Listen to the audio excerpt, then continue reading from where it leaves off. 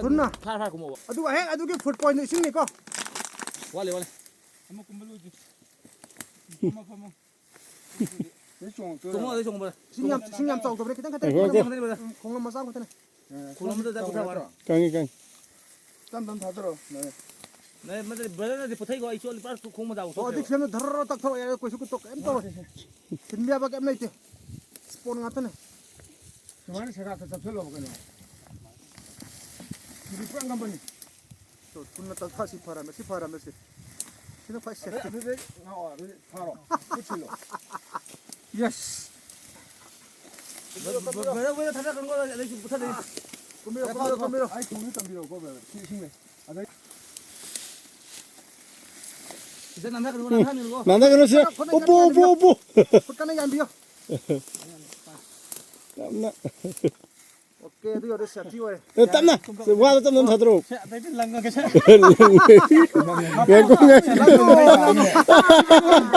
Ayo ngomong lagi betul.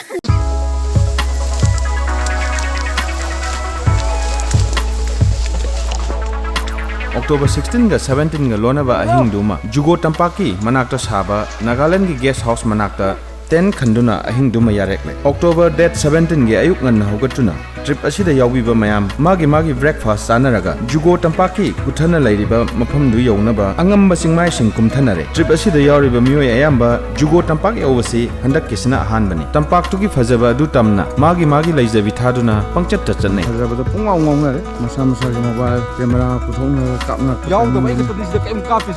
न कोई म्यांग की मतेंग लो तुम काफी फोन से पकते Dzuko valley ki cross tan lakpada guest house lakpada mamang lom de lakpada khoina ong maning lom de ni lai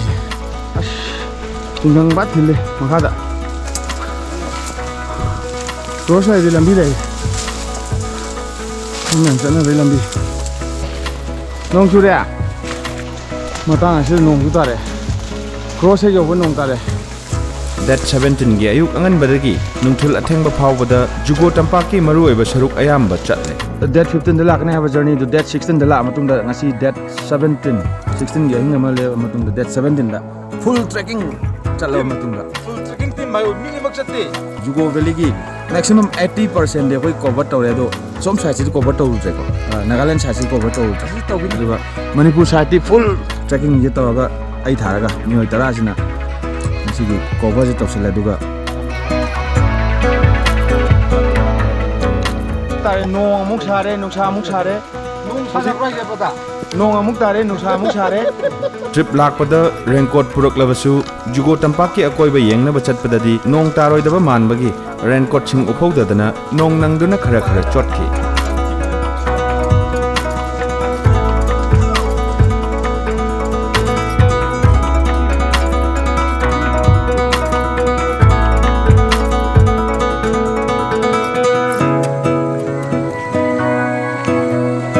Semua itu udah kiap aja dah. Ya mau tanah. Paspor foto mana ni? Kari form thasa lambai no. Uidah. Bagus, betul lah.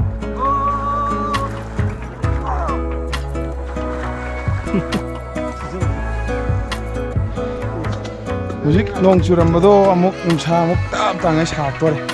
Tuh, satu apa hore? Pesin ni. It's light I'm cut it so Bali sida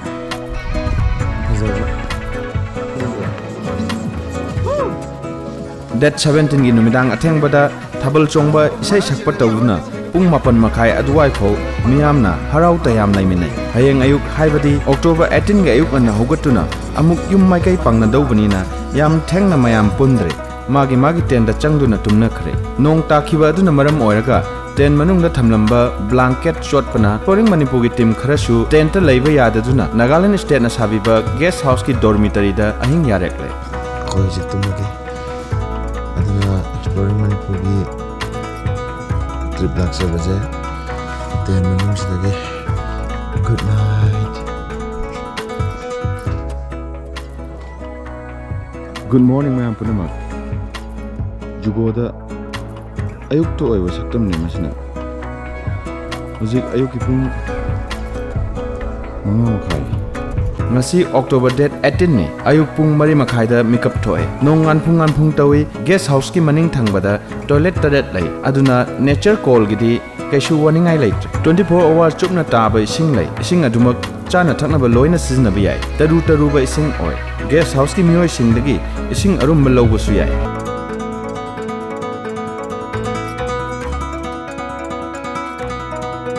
Miyam hogan aduna magi purakpa ten amadi atai polam pumba yomna ba loirabada mafam du senariba mioi singda mafam aduda ten khanduna ahing yarekpagi amasung dormitory da yarekpagi senfam sing sinaram laga ayuk ki pung 3:10 dagi Dzuko gi guest house thadoktuna Bishoma gi Dzuko base camp tana kumtha ba haurakhi Dzuko da amukta chatriba isul naw singi chatpa matamda laina chatpa yana ba amasung nungaina ba haubadagi loy phauba achangba amadi darkar oiba khudima tharukta haijaram video asibu kanthok pidana loiba phauba yengbiyu akoina pung 3:10 dagi Dzuko gi guest house dagi kumtharakpa horakpadu Bishoma gi angamba karak laga leiriba waiting set adu yoramdai khara walingai mobile da notification khara lakpagi makhol tarai matamdu da khangki mobile network phangba haure haibasima Dzuko tampak amasung guest house tadi network amata phangde network phangdaba duna Dzuko tampak ki magul hena dum haple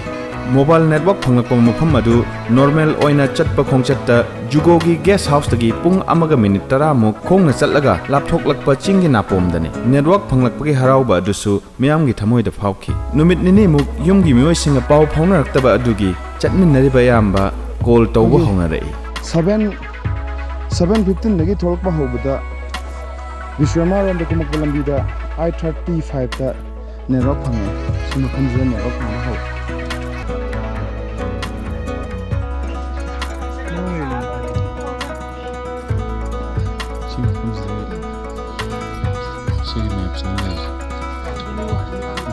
direct border so mai kai jisa lagana Manipur mai kai so mai kai dila kana Nagaland mai kai oi vai yai khangbi be obi ragadi habi ro asnong du tare sab jare sigu waiting set lai bado network phangba view ube mafam do yore maramdana Dzuko dagi normal walk ta yam kan satabida pung 3:10 dagi laksabado masigi mafam ji obada mapan ta do minute 30 wali habadi pung 9 ga minute nifung wa chatpa matamda masi yore esta kumdaraga guest house dagi gari tongma hobadabani mafam ji dagi mogi gari do kokhana bedamta phone tawjagi waiting set asida leiringai nong taba amuk haurai mafam dudagidi raincoat upsilaga Bishwama gi base camp da thamlamba gari parking gi damak angamba chingmai sing kumtharakli waiting set adudagi hanana pau phauna khraba gari ahum ngaiduna makhagi trekking point hobamda ngaiduna leire gari khampham aduda yobada ayuki pung 10:95 muk chatkhre gari amagi bara lupa 1,500 lawi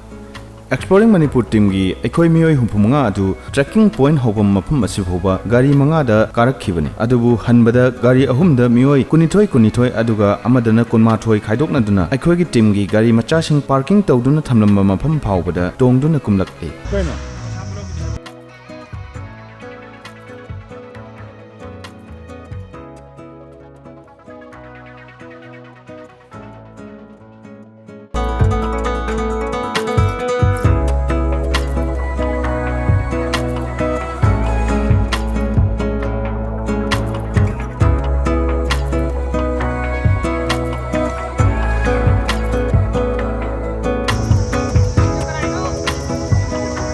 gari parking yorobada pung 13 ga minute 10 muk chatle magi gari start tawna duna mau gi chak hotel leungna ba thongna rai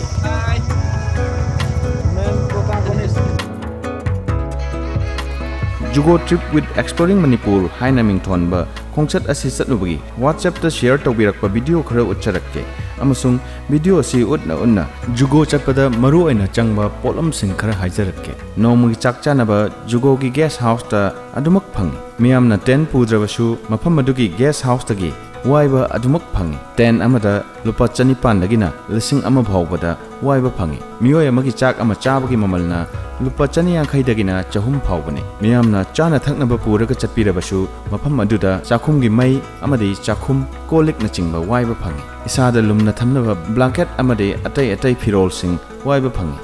Dzuko trip with exploring Manipur haina mingthon jaba exploring Manipur gi trip asida 10 manga sponsor tawbirakpa tech and trek ꯄꯨꯁꯨ exploring ꯃꯅꯤꯄꯨꯔꯅ ꯍꯥꯏꯅꯤꯡꯉꯥꯏ ꯂꯩꯇꯅ ꯊꯥꯒꯠꯄ ꯐꯣꯡꯗꯣꯛꯆꯔꯤ ꯃꯈꯥ ꯇꯥꯕ ꯑꯁꯤꯒꯨꯝꯕ trip ꯑꯁꯤꯗ ꯇꯦꯛ ꯑꯦꯟ ꯇ꯭ꯔꯦꯛꯀ ꯃꯔꯤ ꯂꯩꯅꯕꯒꯤ ꯑꯥꯁꯥ ꯊꯝꯂꯤ ꯇꯦꯛ ꯑꯦꯟ ꯇ꯭ꯔꯦꯛꯀꯤ ꯏꯟꯁꯇꯥꯒ꯭ꯔꯥꯝ ꯐꯦꯁꯕꯨꯛ ꯄꯦꯖꯅꯆꯤꯡꯕ ꯀꯣꯟꯇꯦꯛ ꯅꯝꯕꯔꯁꯤꯡ ꯚꯤꯗꯤꯑꯣ ꯑꯁꯤꯒꯤ ꯗꯤꯁꯀ꯭ꯔꯤꯞꯁꯟꯗ ꯍꯥꯞꯆꯔꯝꯒꯦ ꯆꯠꯄꯒꯤ ꯂꯝꯕꯤ ꯈꯔ ꯁꯦꯌꯔ ꯇꯧꯖꯔꯛꯄꯗ ꯑꯩꯈꯣꯏꯅ ꯂꯥꯛꯈꯤꯕ ꯂꯝꯕꯤ ꯑꯁꯤ ꯀꯪꯂꯥ ꯃꯃꯥꯡꯗꯒꯤ ꯁꯛꯃꯥꯏ ꯕꯖꯥꯔ ꯃꯣꯠꯕꯨꯡ ꯕꯖꯥꯔ ꯀꯥꯡꯄꯣꯛꯄꯤ ꯕꯖꯥꯔ ꯁꯦꯅꯥꯄꯇꯤ ꯕꯖꯥꯔ ꯃꯔꯥꯝ ꯕꯖꯥꯔ ꯃꯥꯎ ꯕꯖꯥꯔ ꯐꯥꯎꯗꯨꯅ ꯅꯥꯒꯥꯂꯦꯟ ꯕꯣꯔꯗꯔ ꯂꯥꯟꯁꯜꯂꯕꯗ ꯈꯨꯖꯥꯃꯥ ꯐꯥꯎꯗꯨꯅ ꯂꯥꯛꯂꯒ ꯕꯤꯁꯣꯃꯥꯒꯤ ꯈꯨꯜ ꯆꯪꯐꯝꯃꯛꯀꯤ ꯑꯣꯄꯣꯖꯤꯠ ꯁꯥꯏꯗꯇ ꯂꯩꯔꯤꯕ ꯖꯨꯒꯣ ꯆꯪꯐꯝ ꯂꯣꯝꯗ ꯍꯥꯏꯒꯠꯂꯛꯑꯕ ꯃꯇꯨꯡ ꯖꯨꯒꯣ ꯕꯦꯁ ꯀꯦꯝ ꯍꯥꯏꯅ ꯂꯩꯕ ꯃꯐꯝ ꯑꯃꯗ ꯑꯩꯈꯣꯏꯅ ꯄꯨꯔꯛꯄ ꯒꯥꯔꯤ 39 ꯄꯨꯂꯞ ꯊꯝꯂꯝꯂꯕ ꯃꯇꯨꯡꯗ ꯃꯐꯝ ꯑꯗꯨꯗ ꯇꯥꯇꯥ ꯗꯤꯑꯥꯏ ꯅꯠꯇ꯭ꯔꯒ ꯕꯣꯂꯦꯔꯣ ꯄꯤꯀꯞ ꯀꯨꯝꯕ ꯒꯥꯔꯤꯁꯤꯡ इराई लाइन वाइब फंगी गाड़ी अमदा लुपा लिसिंग अमगा चंगा पीरगा जुगोगी अंगंबा चिंगमाई काफम ट्रेकिंग पॉइंट हौबम फाउबा थिलहनबा याय मफम अदुदगी ट्रेकिंग हौदुना जुगो तंपाक की गेस्ट हाउस ताना काबदा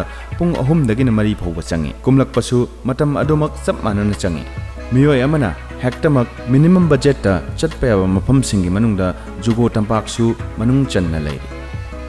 नुपी तरुक यावना मियोय हुंफु मंगाना पुलप पुल्लगा चटखिबा ट्रिप असिदा यावबिखिबा चुनलाव पुनमक्सु एक्सप्लोरिंग मणिपुरना अमुक्का हन्ना थागतपा फोंदोकजरी मखा ताबा ट्रिप सिंगदा मियाम पुनमकना यावबिदुना असिगुमना माई पाकलिबा ट्रिप असि मखा ताबा ट्रिप तसु माई पाकने हाइना आशा तौरी लाई मरक्सदा ब्लेंडर स्प्राइट की मकु मराम फाउदुना चटलबनिना नमाइजो पार्कसु एक्सप्लोरिंग मणिपुर की टीमना डेट 18 की आफ्टरनून दा यौसिनलमखि ममांग चहिदा नमाइजो चंगबगी टिकेट न चिंगबा इरौ लौद्रबसु हंदक्ति मी अमगी लुपा 10 पीबा टिकेट लौदुना चंगहनले नमाइजोगी लैरांग मयाम अमना फुगाइना सातुना औब कनागी पुकनिंग हुहल्लिबा दुंबा फजरबा पाक अदुदा हौरिबा कोस्मो लैरांग फुगाइना सातपा मतम अक्टोबर थाना लाकपसिदा मेपुम खुदिमकी सिना अनंतगी ड्रोन ने मफम असिसु लमकोइबसिंगी यामना पामनबा मफम अमु ओरकले कोस्मो लैरांगना फुगाइना सातपा मतमदा नमाइजो पार्कता चनिंगबा फावलिबा अदुंबा पार्कतुगी सक्तमने हानगी ममांग चहिदगी हरखिबा नमाइजो लैरांगना फुगाइना सातले हाइनरपदगी सोशल मीडिया की वीडियो सिंगा मैम उबदगी पुन्ना चटमिनरगा सुमा पार्क असिदा मैम याम लाकनगिबा मिकुप लेगरे अदुगा अनोबोइना कंस्ट्रक्शन खरा तौबिरमी सुंबा कॉटेज मचा मचा मैम साबिरमे अनोबोइना सोमना कन साचिदा अखोइना हाइजगिबि मतुंगिना जुगो वैली दे हला मतुंदा मारामदा लैबा नमाइजो पार्कता अमुक चंगागा मैम गिदमक्ता उच्चरके हाइबदु खरा मखैदि उच्चबा फंगे अदुगा मतमसे जुगो दे थोलकपसे पुंग 8 का मिनिट 10 दगी खोंगसानबा होरखिबनि तौगदबु अदुगा हुजिंगना पुंग 3 मखाइगा मिनिट 10 चले मसिगी पार्क से यौम मतमदा ꯌꯦꯡꯍꯧꯗꯕꯁꯤꯡ ꯑꯩꯈꯣꯏ ꯈꯔ ꯆꯪꯉꯥ ꯃꯐꯝꯁꯤ ꯌꯦꯡꯉꯤ ꯑꯁꯨꯛꯀꯤ ꯃꯇꯤꯛ ꯐꯖꯩ ꯄꯨꯛꯅꯤꯡ ꯍꯨꯏ निंग बकायरे ꯅꯤꯡꯕꯗꯤ ꯀꯥꯏꯗꯦ ꯌꯥꯝ ꯐꯖꯅ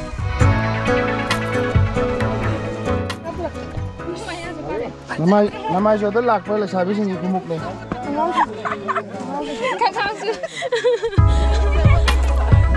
असुमना अखोई एक्सप्लोरिंग मणिपुर टीम की जुगो ट्रिप विद एक्सप्लोरिंग मणिपुर लोइसिंजरी